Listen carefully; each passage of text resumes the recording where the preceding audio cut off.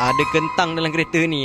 Dahsyat tak dahsyat. Memang kotor sangat seat kereta Myvi ni guys. Owner bagi tahu memang sejak beli tak pernah lagi cuci seat kereta ni. Ada kentang dalam kereta ni. Dahsyat tak dahsyat. Kita akan buat sedikit interior detailing supaya bersihkan sisa makanan yang ada tadi. Kalau seat kereta korang kotor sangat, kami akan tembak guna water jet supaya dalam seat korang tu pun bersih.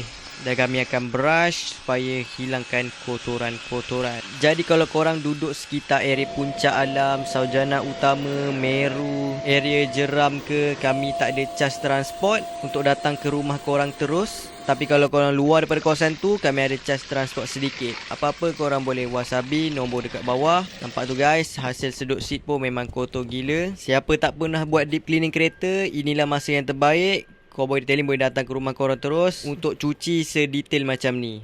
Ingat nak detailing kereta, Roger Cowboy Detailing.